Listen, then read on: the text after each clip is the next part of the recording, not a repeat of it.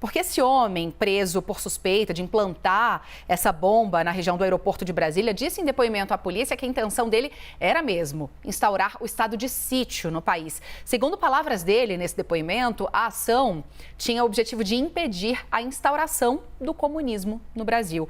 O estado de sítio é um dispositivo que está presente na nossa Constituição. Ele é decretado pelo presidente da República com autorização do Congresso Nacional em casos de comoção grave de repercussão nacional e permite que algumas medidas sejam tomadas, como, por exemplo, a suspensão da liberdade de reunião de pessoas. Esse caso levantou discussões sobre a possibilidade das ações de apoiadores do presidente Jair Bolsonaro serem consideradas terroristas. Esse é o tema do nosso painel CNN de hoje.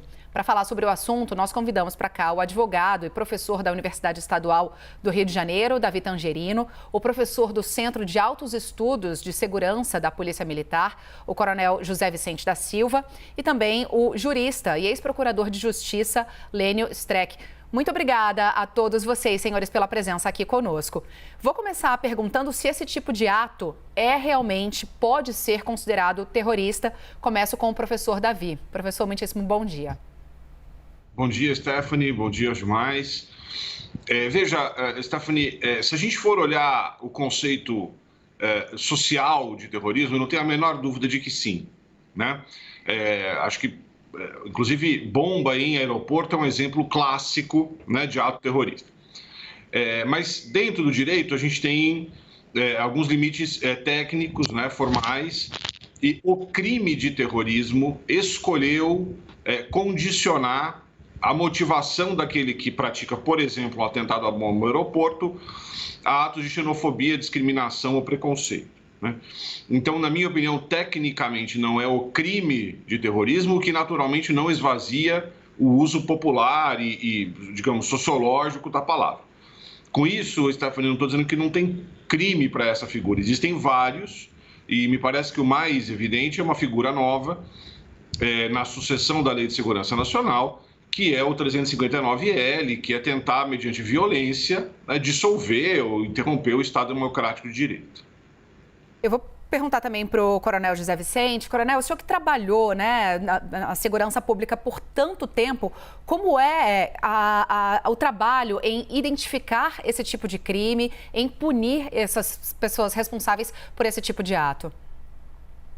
Olha, independentemente da estruturação jurídica dos atos, quem faz o enfrentamento, a dissuasão, a contenção de atos, efetivamente, é quem está nas ruas. A capilaridade da Polícia Militar tem esse poder. Mas não adianta também se preparar para o enfrentamento dos eventos. É necessário, sempre que possível, antecipar a ocorrência deles. Isso se faz com o trabalho de inteligência, ou seja, tentar buscar indícios, pessoas que estejam se articulando para a prática de uma ação translocada e tentar interromper isso. Nos Estados Unidos, há uma preocupação muito grande do FBI de rastrear pessoas, inclusive pelas redes sociais, até o momento que eles vão escalando para a organização de grupos, escalam mais um momento ainda quando começam a adquirir equipamentos que podem ser utilizados para a prática de ações terroristas. Estamos pensando num país, naturalmente, que é alvo de ações terroristas internacionais. Mas, trazendo para o ambiente doméstico nosso, é trabalho das polícias, então não é só a Polícia Federal, porque existem as polícias dos estados que têm essa competência de estar mais próximo dos problemas das ruas, de fazer essa contenção. O fato é que o efeito estabelecido na lei de expor a perigo e risco a pessoas, patrimônios, a paz pública, é um fenômeno que acontece de várias formas, inclusive de ataques de grandes facções criminosas, que explodem, por exemplo, bancos, cidades, etc., expõem o mesmo efeito. Mas, para fins do ajuste jurídico, legislativo, não é uma ação terrorista. É importante lembrar, inclusive, que foi tentado, quando da formulação dessa lei, por imposição, inclusive, das autoridades olímpicas, se excluiu a possibilidade desse tipo de ação por razão política. Isso principalmente por uma opção da presidente Dilma na ocasião, achando que, por motivação política, poderia, então, colocar bombas, né, explosivos, claro, não fora do alcance da lei, mas não incluindo como terrorista esse tipo de prática motivada dessa forma. Vou perguntar agora para o Lênio, jurista, ex-procurador de justiça também. Lênio, quando a gente mistura esses dois assuntos, um assunto que é de segurança pública, agora envolvendo também um ambiente político tão polarizado, como é que a gente destrincha, puxa o fio dessa meada para entender esse momento que estamos vivendo agora com a transição de governo? Saímos de um polo eleitoral para outro polo eleitoral. A visão do senhor sobre esse assunto. Bom dia, Stephanie. O Davi respondeu já a questão sobre a diferenciação corretamente, é assim que eu penso também. E a grande questão aí que se coloca é esse sujeito, por exemplo, entrou no Google para fazer uma bomba, quem o ajudou, etc, etc, etc. Agora, tem uma questão que veio lá de trás. No primeiro dia, isso já no dia 30, quando houve o segundo turno, no dia seguinte começaram a fechar as estradas e o Ministério Público, por exemplo, que deveria cuidar disso, não cuidou. Tem até uma questão meio patética que aconteceu de um ofício do Ministério Público dando 24 horas para a Polícia Rodoviária Federal abrir as estradas. Quer dizer, é bem interessante, né? A rapidez com que essas coisas acontecem. E aí foram deixando. Os militares também flertaram e ainda flertam, né? Na frente dos quartéis, as vivandeiras todas ali. Quer dizer, tudo isso não poderia ter acontecido. Quer dizer, existe uma série de tipos penais, que é o 268, o 286, 287 do Código Penal, incitar, tem uma série de tipos, eles nem poderiam estar ali, aliás. Quem legisla sobre direito local são os municípios e o Exército acaba deixando aquele terreno como se fosse apenas dele e vai estendendo e as pessoas não podem mais passar por ali porque vândalos se colocam. Quer dizer, o resultado disso é uma tempestade perfeita. O que nós vivemos hoje são os erros cometidos lá de trás. E agora, claro, agora fomos deixando e agora começa com bombas. E qual é o próximo passo? Então, se não punirmos com rigor isso, se o Estado não entrar... Aliás, eu fico pensando, um exército do tamanho que nós temos, que fala todo o tempo em golpe de Estado, ou alguns falam em golpe de Estado, flertam com tudo isso. Na frente dos quartéis fica aquela gente toda que agora se viu, inclusive, que há conjuminação entre o cara da bomba, o empresário sonegador, etc., com cabelinho raspado, que é uma coisa assim um pouco lombrosiana, do arquétipo do novo tipo de terrorista, fazendo essa conjuminação. Isso não pode ser assim, não é normal. Então, houve muitos erros e espero que o custo não seja alto. Professor Davi, houve falha? Se houve falha, de quem falhou nessa escalada da violência? Olha, Stephanie, houve um caminhão de falhas, né? O professor Lênio já vinha adiantando aqui, né? E veja, não precisamos nem extrapolar muito. Vamos pegar o depoimento. Esse sujeito foi ouvido pela polícia, né? Então, chamemos esse ato de interrogatório, na falta de melhor palavra, e ele dá todas as pistas ali, né? Ele diz que no dia 12 de dezembro, quando a coisa começa já num claro ensaio do que ele agora coloca claramente como um pretexto para um estado de sítio, né? E, portanto, de ruptura, ou antessala da ruptura da ordem constitucional, né, que ele teria ouvido de policiais militares do DF a frase de, olha, contanto que vocês não nos ataquem, nós não vamos fazer nada, né? O que, inclusive, do ponto de vista jurídico, coloca esses agentes públicos como agentes do crime que essa turba estava cometendo, por o nome técnico disso no jargão, omissão imprópria, isso importa menos, mas eles aderem, ao se omitirem, ao plano criminoso que está ali em curso, né? E não podemos desonerar aqui a presidência da República e o presidente da República.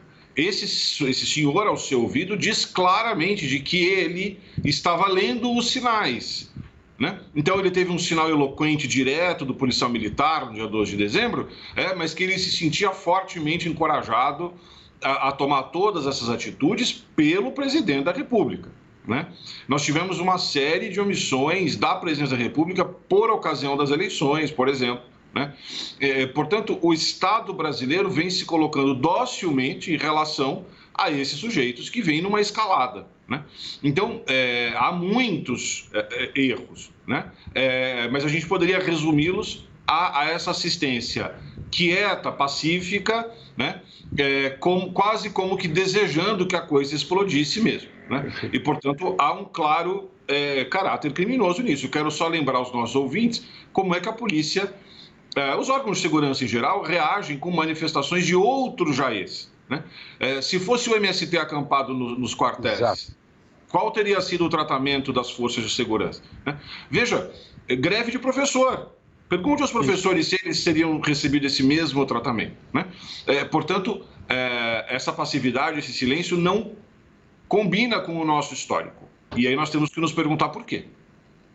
Coronel José Vicente, vou passar a mesma pergunta para o senhor. Houve falha das forças policiais que poderiam ter contido esse movimento golpista antes de chegarmos à véspera de um atentado à bomba, por exemplo? Ou as forças policiais militares, federais, fizeram o que prevê a lei? Estamos aqui por qual motivo a gente chega no dia 26 de dezembro com uma bomba sendo instalada em aeroporto internacional?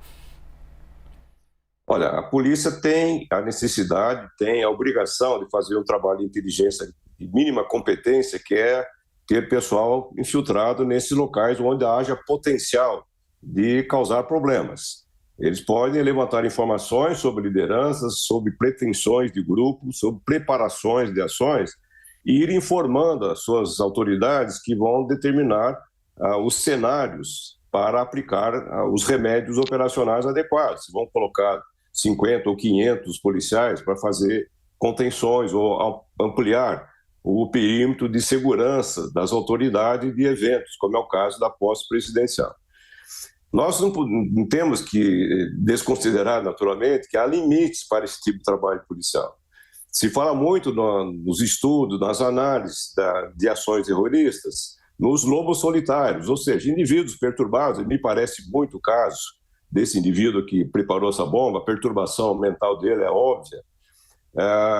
Esses casos escapam muitas vezes da ação da polícia. Eles estão pouco conectados com outras pessoas e decidem tomar ações por conta própria. É muito difícil detectar indivíduos. É mais fácil detectar, evidentemente, situações coletivas, grupos de pessoas que começam a articular, elas acabam espalhando informações, facilitando as ações. Eu não vejo que haja uma certa parceria, digamos assim, do presidente Bolsonaro, das suas falas, com esse tipo de ação desses indivíduos. Eles se movem procurando explicações, procurando justificar suas ações, até em motivos religiosos. Nós tivemos recentemente em Paris a ação de um indivíduo, essa ação terrorista na base da legislação brasileira, uma ação movida por xenofobia, matou 3 curdos numa ação, num acampamento de curdos lá em Paris. Na nossa legislação seria terrorismo, né? Mas é o tipo de ação de indivíduos que fazem isoladamente, buscando inspiração, motivação, até em ambientes de religião. O fato é que é necessário se pensar daqui para frente se há algum caso de fazer alterações na nossa legislação de terrorismo, incluir detalhes.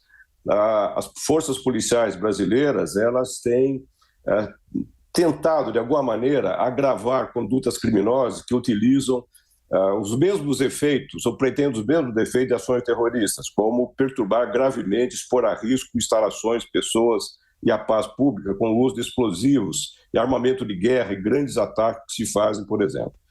A preocupação agora, naturalmente, é em que maneira as autoridades vão se posicionar para preparar uma prevenção mais adequada para o ambiente da posse no dia 1º de janeiro. Já vou pegar dessa resposta do senhor e jogar para o Lênio também, Lênio Streck, que está aqui conosco, o sinal dele está ok, certo? Aí, o Lênio. Pronto, o Lênio está aqui conosco. Lênio, É o caso mesmo da gente mudar, precisa mudar a legislação ou já há no nosso escopo jurídico punições exemplares, punição para esse caso específico que vimos lá em Brasília, para evitar novos, ou a gente vai começar a ver no Brasil casos de terrorismo em aeroportos, em concentração de multidões, como infelizmente vemos também em outros países, algumas democracias importantíssimas, gigantescas no mundo? Bom, eu acho uma questão muito importante, a Alemanha sempre pode nos ajudar nisso. Recentemente, a Alemanha prendeu 25 pessoas naquilo que se chama de democracia protegida, né? Nós precisamos, a lei nunca prevê todas as hipóteses de aplicação, não? Então, quando eu ajudei a fazer a nova lei do Estado Democrático de Direito, essa que o Davi mostra, o 359L, enfim, eu ajudei a fazer, e nós pensamos em várias hipóteses, e mesmo assim não conseguimos abarcar, ninguém pensaria na época com essas coisas todas, Stephanie. Então, quando a gente faz uma lei, a gente não prevê, e essa é a grande discussão no direito, né? Nós não prevemos o futuro, por isso que as leis são genéricas, porque se você quer decidir sobre o furto, tem 1 milhão de modos de fazer um furto. E o que se faz? Põe assim, subtrair coisa móvel alheia, e depois a gente vê. Esse é o caso. E também não se pode alargar, por exemplo, esse ato não é simplesmente terrorismo, por quê? Porque lhe falta uma série de requisitos, mas ao mesmo tempo nós temos legislações que se aplicam, e isso também já foi dito aqui. Temos que tirar lições disso. Se conseguirmos passar por essa tempestade toda, sem ficarmos lanhados sobremodo, nós temos que sentar e fazer o próprio Código Penal brasileiro precisa, né, ser revisto. O Código de Processo Penal, urgentemente, o projeto que está no Congresso não é bom, precisa ser zerado, e o Código Penal também precisa, tanto é que a lei do Estado Democrático de Direito, nós falamos aqui, está dentro do Código Penal. E o 286, que trata da incitação ao crime, etc., que também poderia enquadrar muitas das autoridades, também está no Código Penal. Então, nós precisamos, tirando lições disso que passou, olhando a história, para ver o presente e poder minimamente projetar o futuro. Nós precisamos tirar lições disso.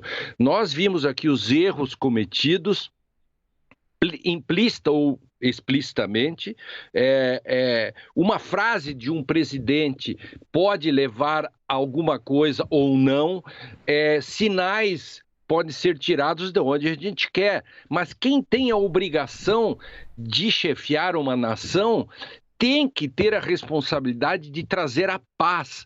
E o presidente poderia, em várias oportunidades, ter dispersado essa multidão toda.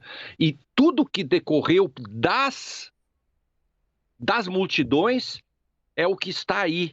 Sem multidão, não haveria nada disso. Esses lobos solitários ou não estariam aí porque eles se agarram em algo. Eles têm que ter uma logística. Eles não foram ao Google para fabricar bombas e nem carregar o caminhão, etc. Quem é a pessoa com a qual ele falou? Eu acho que a inteligência, aí o professor Tavares pode falar disso, a inteligência da polícia e a própria os delegados do Distrito Federal hão de fazer um trabalho minucioso, né?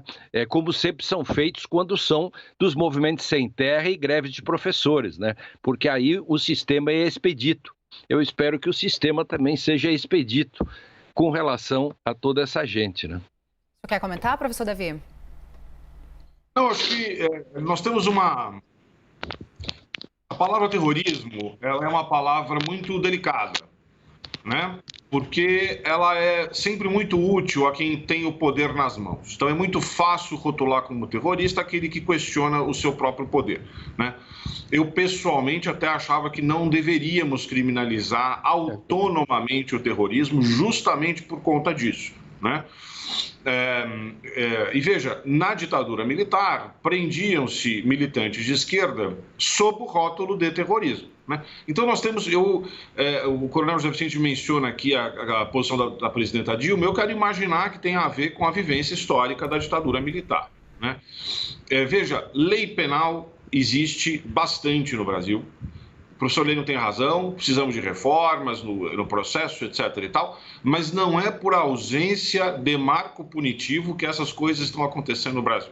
Essas coisas estão acontecendo no Brasil porque há uma política pública de tolerância, quando não de incentivo, a isso que nos Estados Unidos já se vem chamando de terrorismo doméstico. Né? Exato. Eles aprenderam amargamente o preço que foi ignorar esses grupos extremistas brancos, etc. e tal, que explodiram no 6 de janeiro. Né?